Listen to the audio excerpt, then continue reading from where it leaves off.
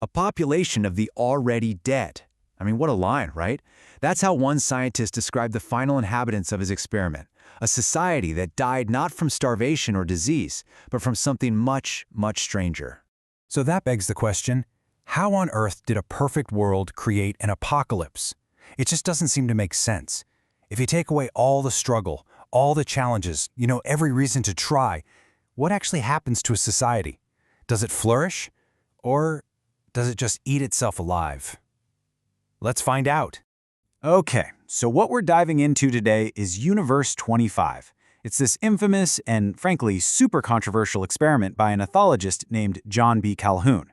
His goal? He wanted to build a literal paradise for mice. But what he ended up creating? Well, it looked a lot more like a blueprint for hell. So welcome to the mouse utopia, a world without want. The whole idea was pretty straightforward, but also kind of radical. Calhoun just wanted to see what would happen to social behavior when you completely removed all the normal pressures of survival. No predators, no disease, and a bottomless buffet of food and water.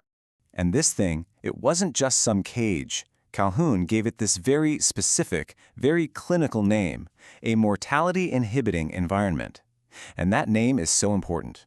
The whole setup was designed with just one thing in mind, to get rid of every possible cause of death besides just plain old age. That way, the only thing left for the mice to deal with was each other. Their social lives were the only variable left. And when I say utopium, I mean it. The sheer scale of this place was insane. The system could theoretically handle thousands of mice. We're talking 256 separate apartments, enough food dispensers for over 9,000, and a water supply for more than 6,000. The temperature was always perfect. Seriously, competition for the basics, it was literally impossible. All right, so how did it all go so wrong? The whole story of Universe 25, from its bright beginning to its silent, creepy end, can be broken down into 4 clear phases. Let's walk through the life and death of this little mouse society. So it all kicks off with Phase A, the strive period. That's when the first 4 pairs of mice are just figuring out their new world. Then, bam, Phase B, the exploit period. This is the golden age, where the population is just exploding. But then, things start to get weird. Phase C is stagnation, and this is where the social fabric just starts to unravel. And then finally, Phase D, death. That's when the whole society just spirals into total extinction. The very first big red flag showed up in the population numbers. Back in the good old days of Phase B, the population was doubling every 55 days, super fast. But by the time they hit Phase C, that doubling time had ballooned to 145 days. And remember, this had nothing to do with a lack of food or space. This was the first real symptom of a deep, deep social sickness. And that sickness? It had absolutely devastating effects. In the total chaos of Phase C, maternal instincts just vanished. Mothers got so stressed out that attack their own babies, abandon them, or even cannibalize them. In some parts of the enclosure, the infant mortality rate hit a staggering 90%. And this is it. This is the point of no return. By day 600, the last baby mouse to ever survive was born. Think about that.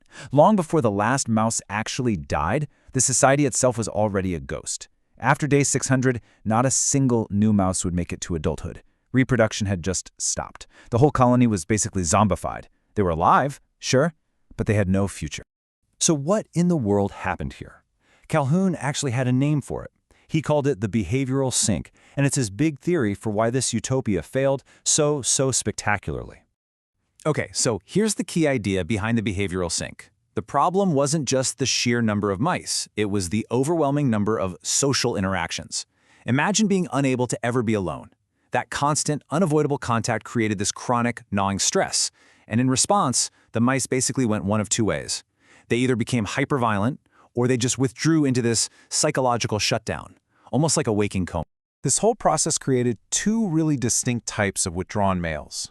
On one hand, you had the scarred pariahs. These were the social losers, basically. They just huddled together in the middle of the pen, all beaten up and totally unresponsive. But then there was this other, much stranger group, the beautiful ones. These guys were physically perfect. No scars, beautiful fur, and that's because they never did anything. They never fought for territory, they never tried to mate with a female, they just spent their days eating, sleeping, and grooming themselves obsessively. And this led Calhoun to this really chilling idea he called the first death. He argued that these mice, especially the beautiful ones, had died in spirit long before their bodies ever gave out. They had totally lost the ability to do all the complex things that give life meaning and purpose. Courtship, raising young, defending a home. They were, for all intents and purposes, socially dead. Just how deep did this social damage go? Well, they tested it. Calhoun took some of these beautiful ones from the dying colony and moved them to a brand new, totally stress-free utopia. The hope was that they'd kind of reboot, but they didn't. They just kept up their same old, isolated, pointless routines until they died of old age. The damage was permanent. Once that social programming was lost, it was gone for good. Okay, so this is where the story jumps out of the lab and right into our world. Because, let's be real, Calhoun was never just studying mice. He was holding up a really dark mirror to humanity. And he said it himself. This quote from him makes it perfectly clear. "I shall largely speak of mice, but my thoughts are on man." Universe 25 was always meant to be a parable, a cautionary tale.